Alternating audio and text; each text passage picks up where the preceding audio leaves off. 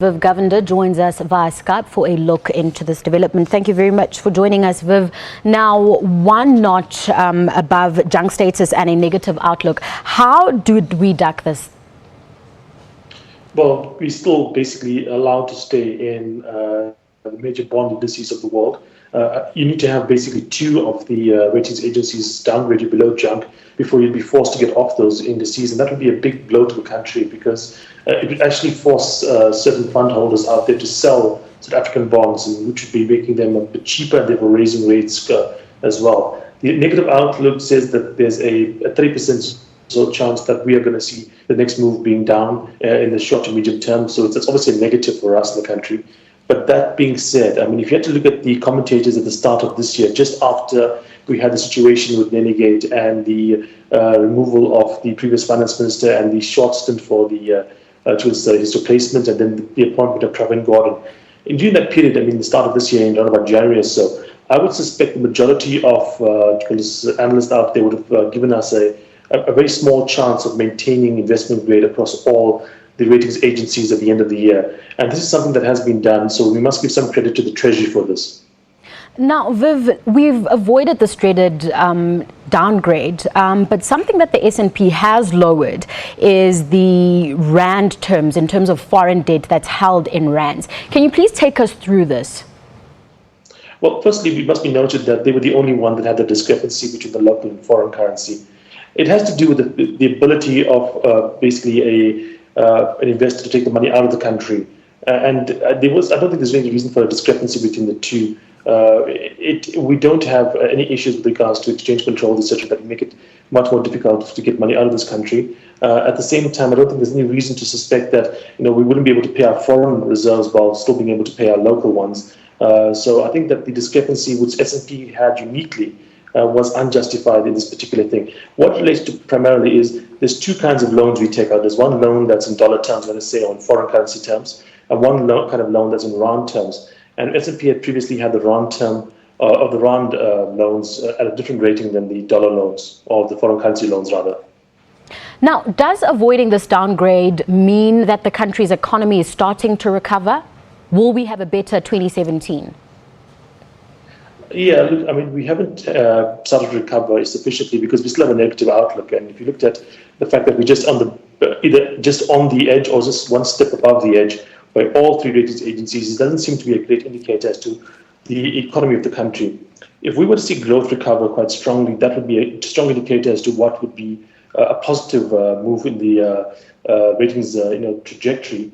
But right now, we're either on the edge with a negative outlook or on the edge with no change. But there's no one on the edge that's saying that we're looking to go up next time around. So that's a negative for us. When we start seeing the turnaround, when we start seeing next look, sort of the outlook being positive, when we start seeing the trajectory change as opposed to just maintaining itself at just above the investment grade level, then I would say we're positive. Can we do that? I mean, like I said, the Treasury has done an excellent job with regards to what they've done with the ratings agencies this year, easily beating expectations from many analysts out there. And so I wouldn't want to doubt them in terms of what's happening. One of the big positives we are seeing is that the world seems to be recovering to a certain extent. So we saw these job numbers kind of the US looking really strong. We're seeing signs that the Chinese economy isn't going to a hard landing. Those factors should be positive for us in South Africa. And if we can see the oil prices, for instance, rise, even though it's negative for us in terms of inflation, it could help the rest of Africa go up, and that will obviously have positive effects in South Africa as well. Now, Viv, would you say this outcome was any way influenced by earlier ratings agencies' verdicts? Yeah, look, I mean, I don't think any agency wants to be too far off the consensus among its peers. So you wouldn't want to see one agency with a AAA rating and the others putting you down at BBB. So they tend to be quite close to each other. But there is some small differences, like I said, before Moody's, is different from between S&P.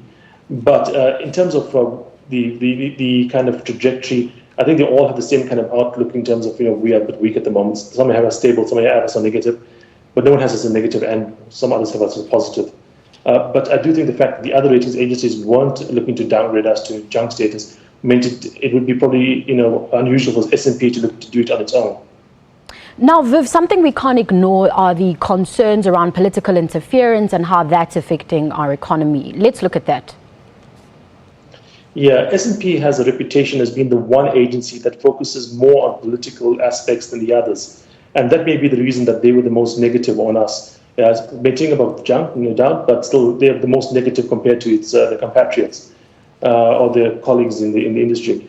So the fact that our political situation at the moment is rather negative is something to be concerned about. I have seen, rather troubling indications with regards to just how the currency, for instance, reacts to political news. When anything negative happens regarding the president or the presidency, you do see that the currency strengthens. And when anything positive comes up, for instance, if you look at the NEC, etc., we do tend to see that the ground basically treats any good news on the president or the president as being bad news for the country.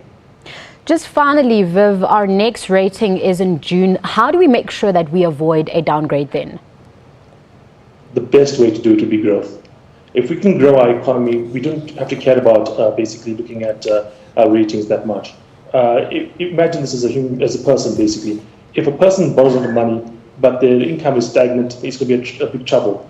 But if the income is growing quite strongly, they're earning more money every month, etc., they could be borrowing quite a lot compared to today's income level. But in the future, that income level will justify the borrowing. So the best way to do it would be growth. Unfortunately, growth has been rather stagnant, as you know, for quite some time. The second best way is to cut spending, which has been quite difficult considering just how large the bill is with regards to welfare and social issues in this country, for instance, the grants, etc., and how much goes towards the government wage which will be difficult to cut. But that's the second best way, and then the worst way to do it probably is to try and raise taxes, which is quite difficult in an economy that's not growing.